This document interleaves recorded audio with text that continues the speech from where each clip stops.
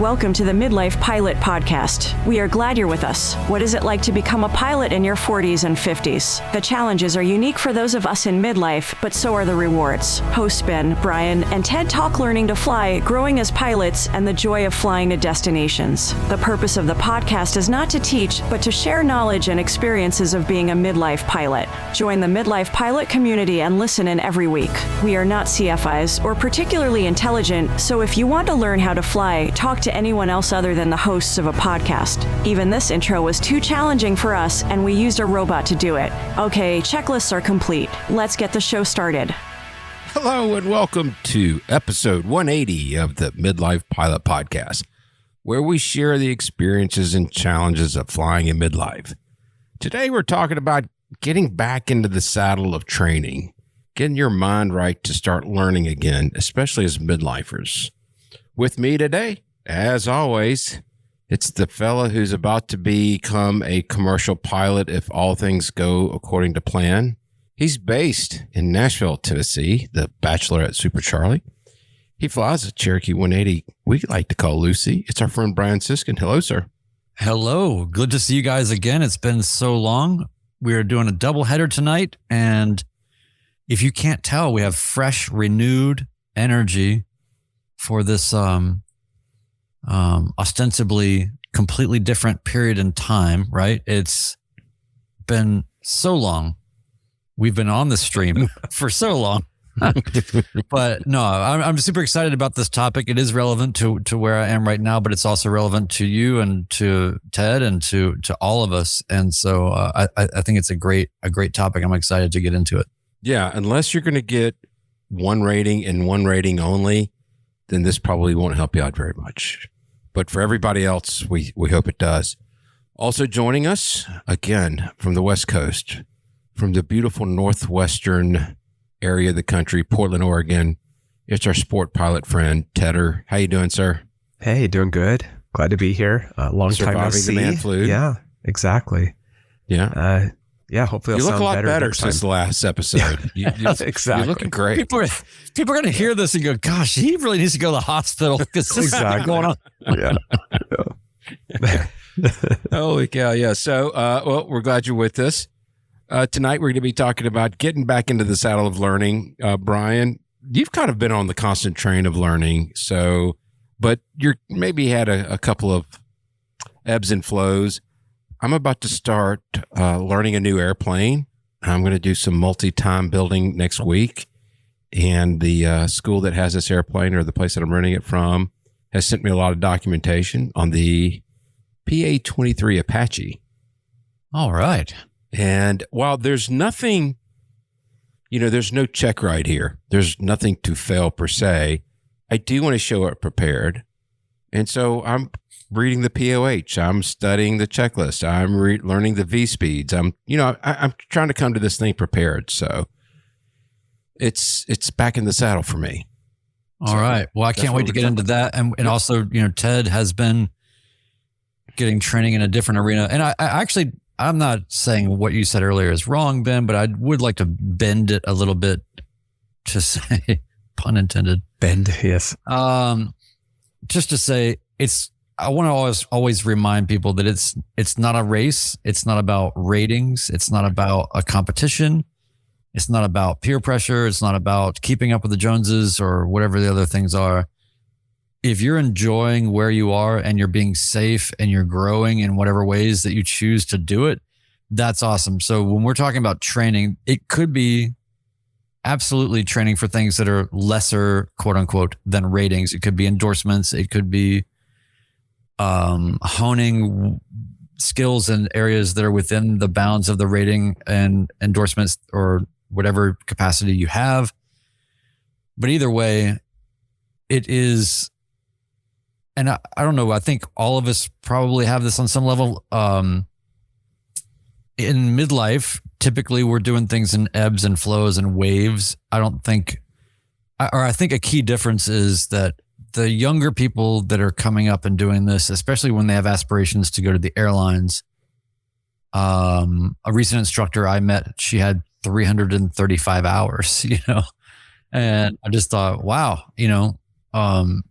it's really strange to think that people are just going from one thing to the next and not even necessarily getting out there and doing the real world learning and then kind of bringing that back in peacefully to the next rating in the right time for them and dipping back in.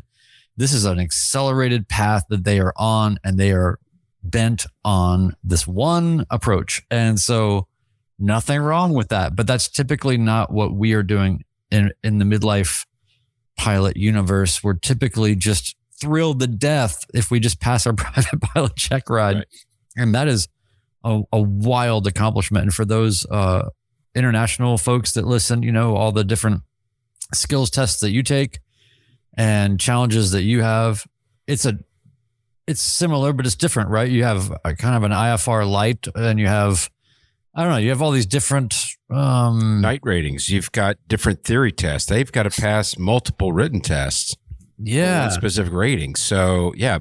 So we're just speaking to it from the perspectives, I suppose, that we have, but I just wanted to put the disclaimer out there that everybody should feel good about this, even if it's something where if you're listening, because we definitely have listeners that are not training and have never trained and are just curious about aviation from this point of view.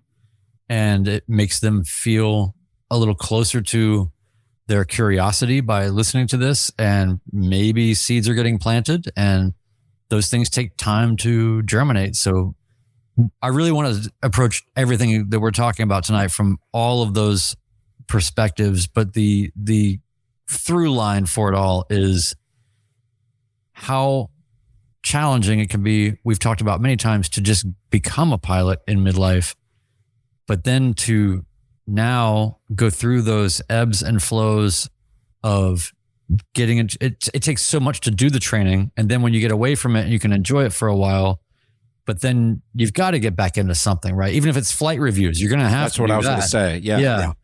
So, how do you embrace that? How do you prepare for that? How do you handle that? And it is challenging. So I'm really looking forward to talking about that. But before we get fully into the topic, Ted, I wanted to just ask you, since you are doing things like gliding to doing 4-hour glider solos, and all that. I think that's probably the most different thing that any of us have done so far, and that's in our conversation. That's what we can speak to. But and I think that a lot of this stuff is different. I think multi is a huge difference from it as well. But I think the thing is that the goal here isn't I am training for a rating. It's I am learning for improvement. I am learning for safety. You may have goals, and those goals may be to get your rating, to get typed, basically, to expand, whatever. But the main goal is, and the thing that we want to talk about, is learning and how you get in that mindset. And so this isn't just the formal things. It's not just, let me study for the next written that I'm doing. It does include all that, right? But so it's, don't think you've got your private and you're doing nothing else, and this is of no use, right? Like, what are we all doing in aviation, and what's the goal? Hopefully, a lot of the people listening have a safety orientation, which is something that we try to kind of have as an undercurrent of the show. And that really comes into play here. Even if you have no other goals, even if you're not learning how to fly another plane or get another rating or anything else, what are you doing to improve? And wait a minute. It may not be on a daily basis. I thought we were a safety third podcast. Oh, we are. Safety first? Okay. I think it's inevitable, even if you're just going to get your private pilot's license or your sport pilot's license and nothing else, it's inevitable that you're going to have to learn something else. There's going to be a new reg. There's going to have to be something. At some point in time, you're going to have to absorb some more information. And that's I know I'm putting an exclamation point on this, but it's, I'm learning a new airplane right now. And it's funny to me in that I've had this information for about 2.5 weeks, and I looked at it pretty closely right when I got it, but I absorbed absolutely nothing. with that first couple times around. Hey, I have to bring it back to the safety third thing, because that is a joke that I have quite a bit. And it comes from a Mike Rowe of Dirty Jobs. It comes from a rant that he did. This exists from lots of people, but the version of it that he did is the one that I like, which is basically like, safety is third because we're getting things done. If safety is first, you're not leaving the house. So we may joke that safety's third, but we're choosing to do these things. Safety first is definitely, you don't get into GA. You don't jump out of a perfectly good airplane. You don't do those types of things. So there is some truth to that. The other half of that is that on my motorcycle cases, aluminum cases, I had the safety third sticker on the bottom of them. So the only time we saw it was when the motorcycle was upside down and on the side of a dirt road. Very nicely done. Very nicely done. So the NTSB doesn't like that. Sorry. Yeah, and the FAA is probably listening as well. So okay, I have to share. This is not information whiskey, but it always is. I used these metal cases when I was touring Central and South America, and I realized with my partner on the back, we'd be going through these toll booths in Colombia, and they have a lane for motorcycles to get through for free. And I realized that it had K-rail, Jersey rail along the side of it. I realized that I could sneak up on that and use these aluminum cases, and I could get up on it until it started to scrape the whole side of the luggage alongside this rail every time I went through there. My passenger wasn't very happy about that. That may have made me do it more. So anyway, safety third. Sorry, safety third. That's the furthest I've ever heard anybody go to annoy somebody. It's impressive if you ask me. Okay. We do have a topic, and it is actually very serious, but I couldn't resist. Do you want to get to the review that we have? Let's get the review, and then Ben, why don't you get it? I'll do the review. This comes to us from Mikey Loves to Fly. The title of the review is 100% Worth the Listen. We get 5 stars. Thank you for that. I'm writing this review while listening to the Momentum episode. It's so affirming to hear that others experience the lull or break in flying too. I had a 12-year break after getting my private, and this podcast is keeping me motivated to get current. The podcast is wonderfully curated and produced. Ben keeps everything on schedule. Brian uses phrases like membrane of stasis. And Ted keeps everyone grounded. I love the dynamic. They have great guests and relevant topics. Thank you for creating and maintaining this community. And I think he pretty much nailed it.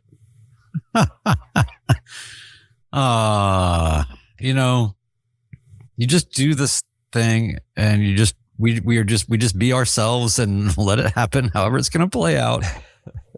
And then it comes back to you like this, and it's a hard look in the mirror for all of us, right? It is. Not really for you, Ben. And it's an accurate look in the mirror, though. I think Ted escaped. I do too. Yeah. Yeah. Ted keeps everyone grounded. But I think the membrane on the stasis, I mean, that's a fair assessment. It's not bad. Okay, just to be clear, you're the artistic one of this group. You have a vocabulary that I dream to have. Oh, geez. Yeah. No, it causes me. I don't even want to get into this. It's okay. I don't mean to use weird words. They just happen. So that's what it is. But the Momentum episode is episode 177. That was a really fun one to do. Thank you so much for this. By the way, Mikey Loves to Fly. Really cool. It means a ton every time that somebody says they're getting anything out of this. It really does. And to give some context for the membrane of stasis quotation of my words, the episode was called Momentum, the pudding skin of aviation, I believe is what it was called. And we were just talking about how hard it is to sort of re-enter the atmosphere. And that's a kind of that's not much different than what we're talking about tonight. It's just, we're just getting very specific about this. So, getting past the inertia stage and back into the being active and really digging into what you're doing, it takes, I don't know, it is a mindset. And all that to be said, we're never going to be over here talking about, I don't know, the grind, mindset, whatever, hustle culture nonsense that pervades this society that makes me cringe. We're not trying to be the Gary Vaynerchuks of aviation here. In fact, we're sort of the opposite. It's you do whatever you need to do at your own pace. But when you do decide to reignite all that, there is sometimes a little bit of a, for lack of a better term, pudding skin that you have to poke through to kind of get things going again and stir things up. So that's where we are. And so, by the way, Ted, I keep laughing just whenever the audio audience cannot see that Ted's name tag here says man flu survivor. Oh, this is just killing me. I'm just curious, Ted, did you look up to see who Gary Vaynerchuk was? Yeah, I just did. So did I. Looking over to the side. Yeah. Want to make sure I wasn't the only one that did get that reference. It'll be in the show notes. Yeah. Well, but as soon as you see the guy, you go, oh, that guy. Yeah. I agree with that. Yeah. Yeah. But I've seen 200 of that guy in the startup world. So. Right. Yeah. Right. Oh gosh. Yeah. Well, thanks for the feedback and the review. Don't forget, you can go to Apple and leave us a 5-star review. We'll read it on the air. And that was well done. Brian, do you want to help us with the housekeeping? Yeah, where's Mark? Mark did such a good job. Do either of you guys want to do it this time? You want to take a stab? Yeah, we need to do like a complete, everybody changes roles. I'll take the housekeeping. I'll do it. All right, just remember, you got to do it fast. I got to do it fast? Yeah. Can I get a swig of beer first? Yes. It's not going to help. I wasn't going to do it this week. I'm so nasally. Yeah. Loosen up the tongue a little bit. Listen, everybody. We need you to join our Patreon community and help us keep this Midlife podcast ad-free. Your support makes this show possible, and every membership level gets you into our incredibly active and lively Discord community. Too slow. Come on. Our Landomatic members at just $1 a month, that's 25 cents per episode, get access to the community level Discord channels where pilots connect, share experiences, and support each other. At the Hershey Bar level and above, you'll unlock the full Patreon channels with expanded access to discussions on instrument rating, training, plane ownership, flight debriefs, safety, career changes, plus exclusive behind-the-scenes content, extended interviews, and deeper conversations we can't share anywhere else. And at the CAPS level, you'll get into our Podcaster Insiders channel where you can see just how the show gets made. Plus, 10% of every dollar goes directly to Freedom Aviation Network's anti-human trafficking efforts. For everything Midlife Pilot Podcast, to support us on Patreon, send feedback, grab merch, check out event info, read our blog, and more, visit midlifepilotpodcast.com. And if you're enjoying the show, as I just mentioned a few seconds ago, leave us a 5-star review on Apple Podcasts and we'll read it on the air. Then hit subscribe or follow in your podcast app so you never miss an episode. It really does help us, other midlife pilots, find us. And that is the belly scrub. Okay. Oh, sorry. I was reading Steinbeck while I was waiting for you. I did it with heart. I did it with feeling. I'm trying to convince people to do the things that you're saying to do. It was just speed through it. No, it was the earlier emotion in there. No, the earlier part of it was sort of in a world.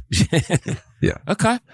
But that's better than speed reading it. We're grabbing people's attention. Then it came down to sort of a whisper. It was, because I was told to go faster. I was like, let's go faster. Let's go faster. You lose some of the drama associated with it. Ben's bringing his Southern gentleman to it. Yes. What I should have done was the Confederate generals reading. Oh boy. It. Yeah. So Brian, why don't you go ahead and set up our main topic? We've already talked about it a little bit, but why don't you kick it off?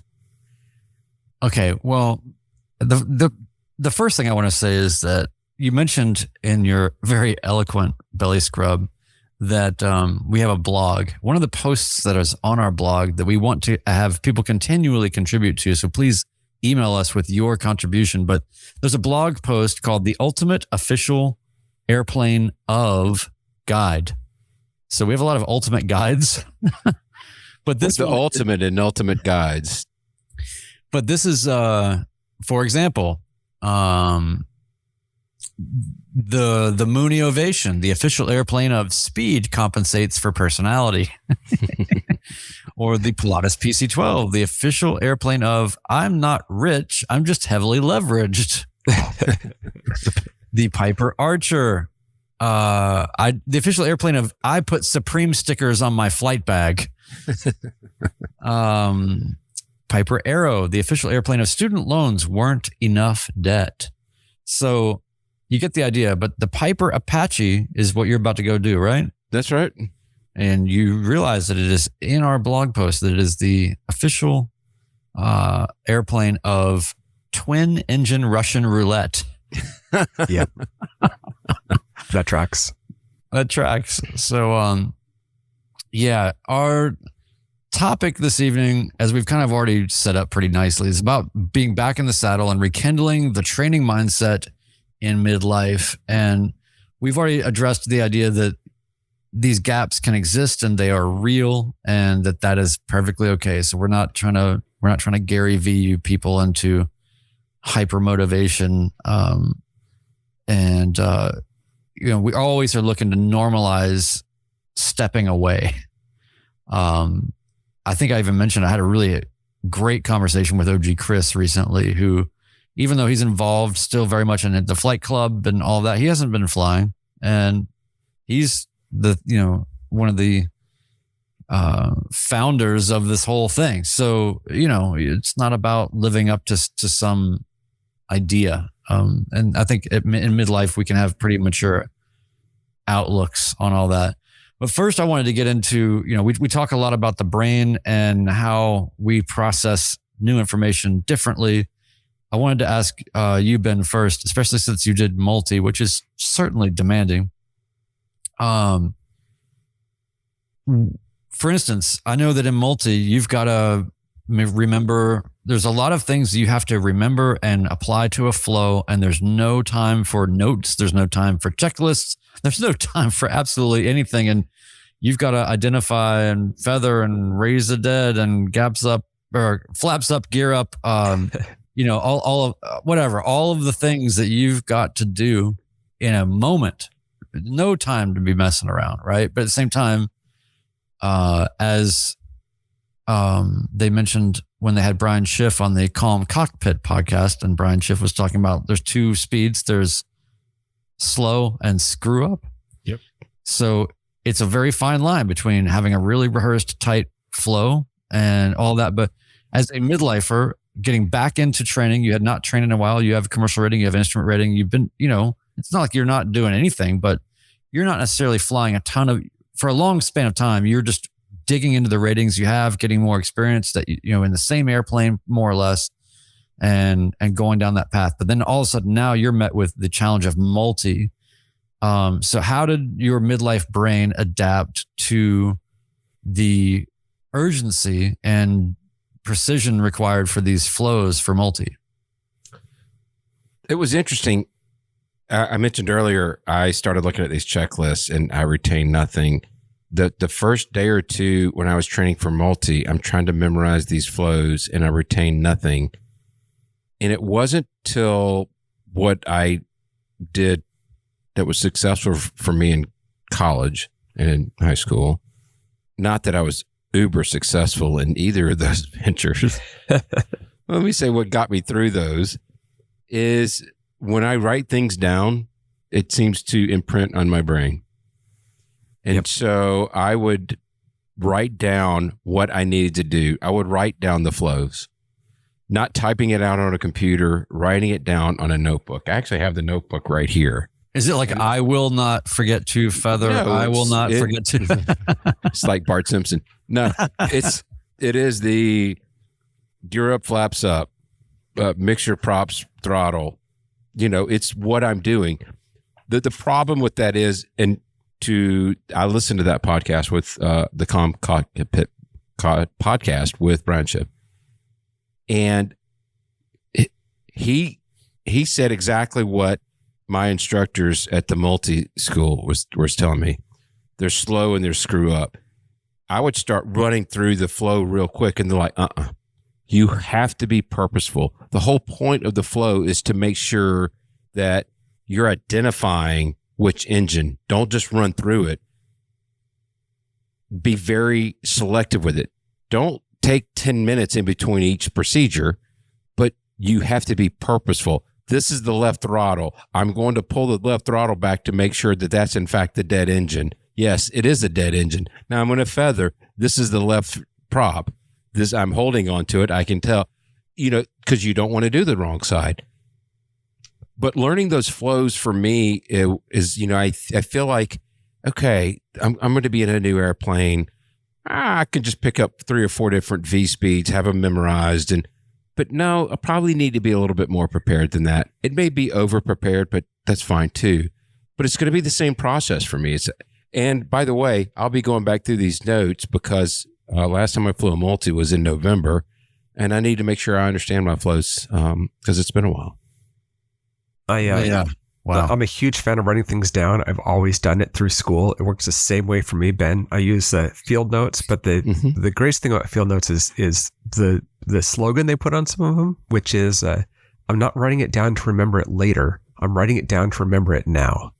And I love that.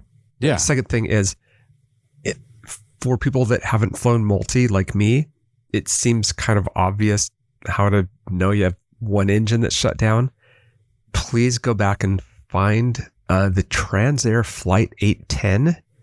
It was a 737 out of Hawaii that crashed in 2021, where they shut down the correct engine and, flew this thing into the ocean and lost the plane because of it. I think everybody survived on it. But so this is not just a training in a multi issue. I mean, in a prop, it would be hard to tell, but your brain will get crosswired. You will automatically put the correct rudder input in, but your brain doesn't necessarily make the connection. Okay, this is the one that dead foot, dead engine. We all know that. There's something that goes on in your head when you're being smothered with a helmet fire, understanding your left from your right. And that happens. And your instructor will have his hand guarded, but you're not supposed to be watching all that. You're just feeling for what you need to do. I'll do that again. Again, this is going to be more time building. There's nothing to fail here. But as I said before, when I step into a new airplane, because eventually I hope to be working somewhere, well, guess what? I'm going to have to learn another airplane, and I'm going to have to know that plane inside and out. So for me, this is a way to try to at least reduce the gap of when I've had to learn something. Because we were talking about this earlier. The gap is real, and it's fine to have a gap in your learning time. But the better I can get back into the saddle and the quicker I can get back into the saddle, it'll help me a long ways, I think. There's something to be said too about just if you haven't flown it with an instructor in a while and just being under that scrutiny. I'm sorry, say that again. I missed. My name is Brian. Hello. Yes.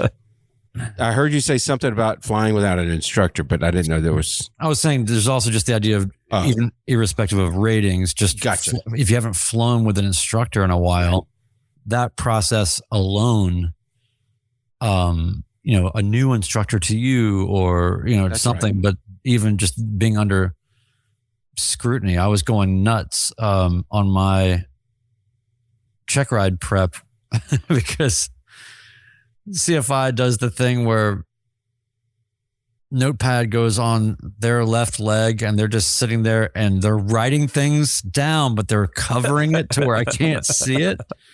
And I was talking to my wife, who's a teacher, and she was just saying, that is the I mean, you want to talk about a way to change the dynamic in a situation. Oh yeah.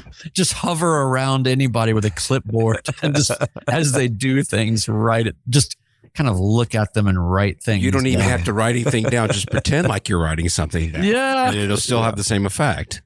And I was having these moments where it was really what I would consider to be quite innocuous things going on and taxiing, and then I'd look over. I'm like, what could you possibly be writing down right now? Or it'd be little things where while taxiing, I started to mess with my heading bug or something. And I know that for checkride, especially, you can't be, you gotta, I don't know. And so I caught myself though, before I started going over to the GPS or anything else. And I stopped and I put my hand back down and I saw her right. I'm like, I saw what I did. I stopped, She just, I just kept getting caught out, but, by the way, totally unrelated, but hilarious little moment. There was while we were taxiing, there was somebody in the pattern that was a student, young student, and their radio calls were November 1, 2, 3, left downwind, runway 5. Just so unenthused. Eeyore was on. Yeah. And we were making note of this and kind of laughing about it. And I just thought, if I had a video clip, just a 5-second video that just showed him making that one radio call of him flying a Cessna 172 in the sky, but the simultaneous audio is that. If I could take that clip and just show it to the Wright brothers, they would just go, oh gosh, well, yeah, never mind. Yeah. Forget about it. Yeah. That's crazy. But anyway, people writing things down around you, it's a good, if you haven't had that kind of scrutiny lately, go seek it out. So Brian, what's your kind of studying technique? What is it? Writing down? What works best for you? So basically I just panic and I shudder and then I have problems sleeping. And then somehow it all settles in. Some peyote maybe. I think you're right. That might be off the, I'm not even sure that's on the list because it's so specific, it's right? so far off the list. No, it's a mixture of things. I definitely write some things down. I do see value in that. I think that for me, just working with the information and organizing the information in ways that suit me, because when you're faced with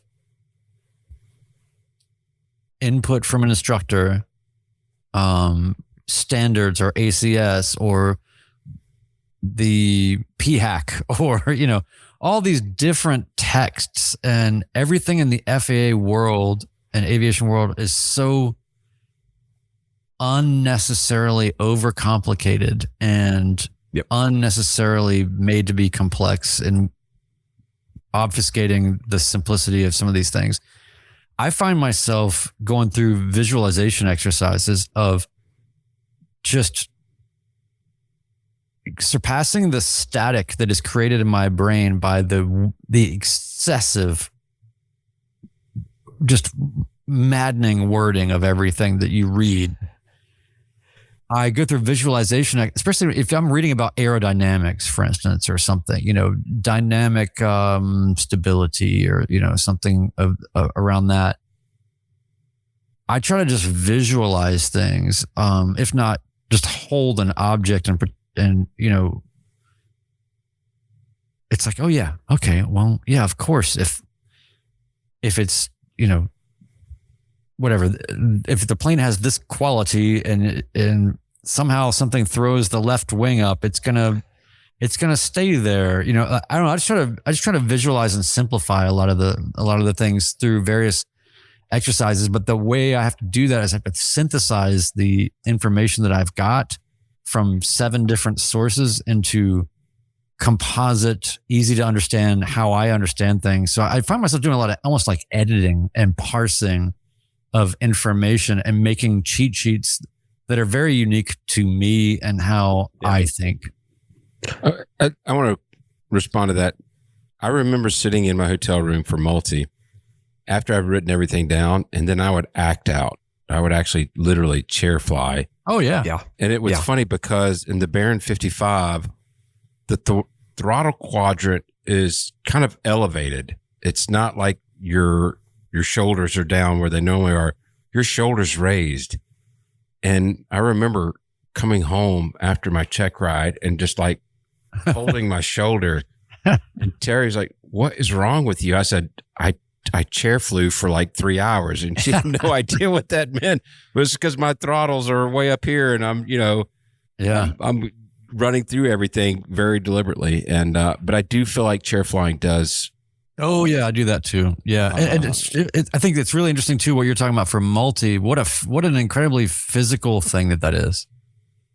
Yeah, I mean, I started out in the Duchess, which has counter-rotating props, so there's technically no critical engine, or you could actually technically call them both critical engines. And I thought there was going to be a big jump to having props turning the same way, but it really wasn't. Yes, I had a couple of leg days, and but it's not that big of a deal. I mean, it's hard, but anybody can get through it. If I can get through it. What have each of you learned about how your learning has changed since you were younger?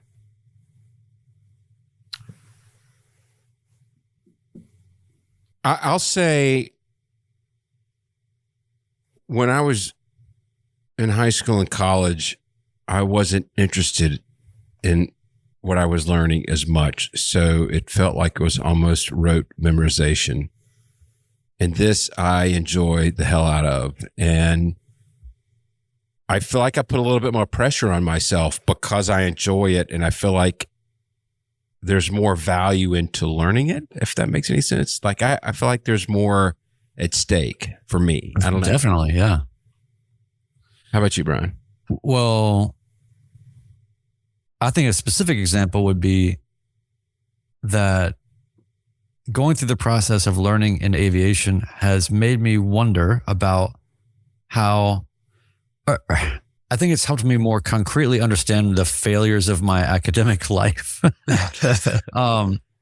as a young person, because, and it's probably related also to what you're saying, Ben, but I find myself in aviation reading, like I said, this inane, completely just whoever words this stuff, whether it's regulations, whether it's the books, I find myself again synthesizing the information to what I'll read something and go, I don't understand that. And then my reaction to that when I was young is I would then rebel against it or just curse it and walk away. Or just think negatively about myself. I don't, this is beyond me, man. I don't know. I can't figure this out. That is nuts.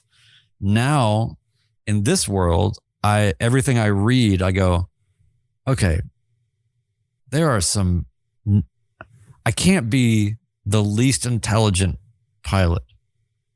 I might be close, but I'm not that guy. There's only one of them. You can be in the bottom 1%, but not the worst. I'm easily bottom 4%, which is, and those are, I was going to say, those are, I'm not going to say it. I still just think about the whole recreational pilot thing and how funny that is. Oh, man. Yeah. So there's 80 of them. Yeah. Yeah.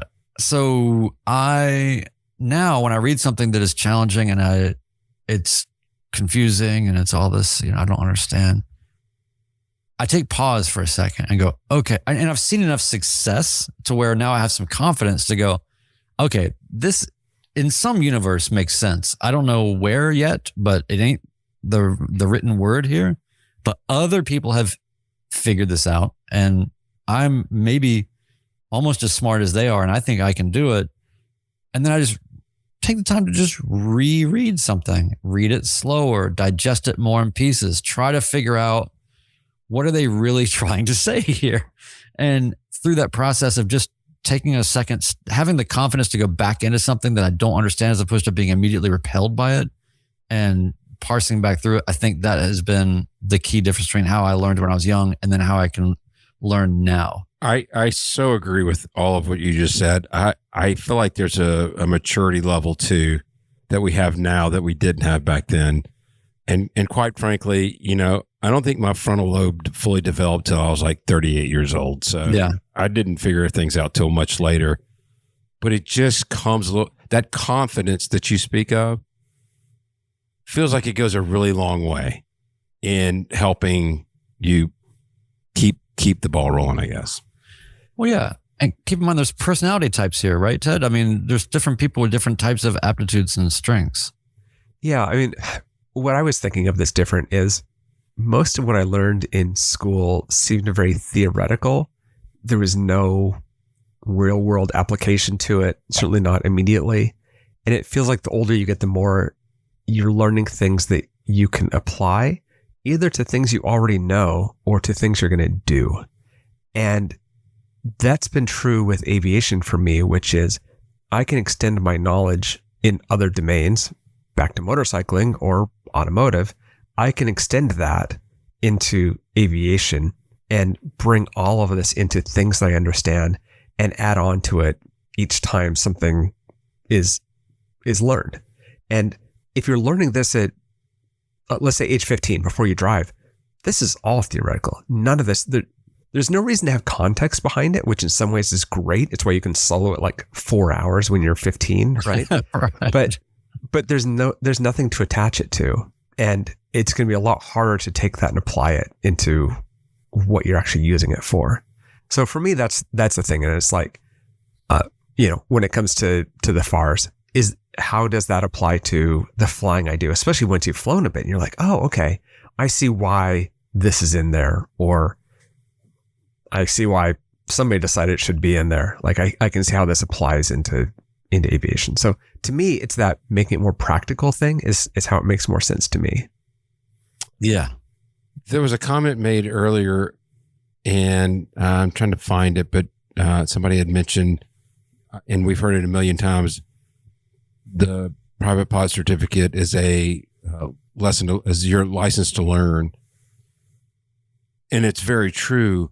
What I didn't realize is there were things that I already thought I knew after I got my private certificate that I discovered after the fact that I really didn't know, but I am now learning it. Yeah.